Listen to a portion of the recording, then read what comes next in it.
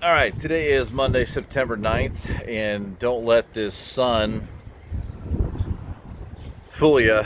This morning was extremely wet. You know, when the carts out here up top are full of water, it rained a lot.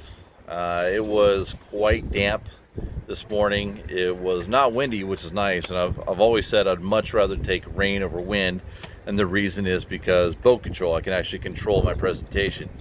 So today, good news and bad news. The good news is that we caught way more fish today. Let some wilds go, kept some hatcheries. It was good, not great, but it was good. We had 3 doubles, so bite was better for sure. But it only happened once the rain quit. As soon as this rain disappeared and the sun started to break out, rod started folding over. This morning, I don't think we had maybe 1 bite, and then after it cleared, we had the rest of our action.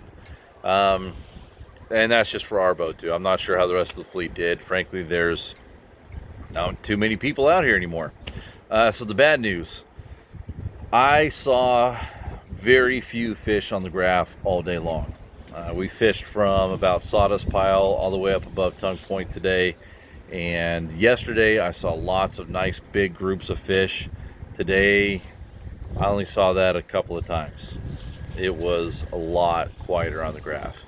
So today is a Monday after a weekend, obviously, and there were hardly any boats out fishing, so I don't really have much of a report for how the rest of the fleet did, just us. So one thing that did happen here today is that I was fishing spinners again, and I didn't want to change my program up after one rough day. So I ran spinners and we got bit. We killed 2 hatcheries on a double right away. It's like, okay, blades are working. But then we missed 2, 3, 4 in a row on spinners, and when that happened, it's like, all right, they're hitting it differently than they were. And it was a lot lighter bite. I was having to throttle up into it to get those rods to hang a little bit more. And even still, after fighting them for 30 seconds, 45 seconds, whatever, the fish would come off. So the hooks were sharp, checked everything was good. We just kept losing fish on spinner bites. So that tells me that they're just not really hitting it as aggressive as I would have hoped. So what I did is I switched over to spin fish and put all those back out there. Took all the spinners off, put all spin fish on, filled them full of fish nip. And with that fish nip in there, they tend to bite it a lot more like bait. And that was what I was hoping for, that they would bite it out of feeding and not out of aggression. And that's exactly what happened. So every fish we landed after that had both hooks behind the spin fish jammed up in its face. So our hook to land ratio skyrocketed. So just changing up a few little things, even though I was getting plenty of bites on spinners, it helped out to switch over to the spin fish just to make sure that the fish are grabbing it a little bit differently, reacting to your lure a little bit differently, and you have a higher hook to land ratio.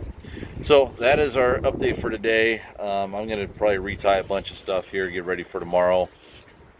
Hopefully when these tides start growing more and more, we see a new shot of fish.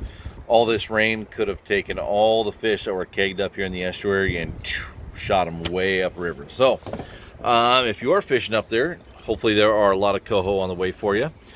And for us, well, hopefully this next tide set brings in some more fish.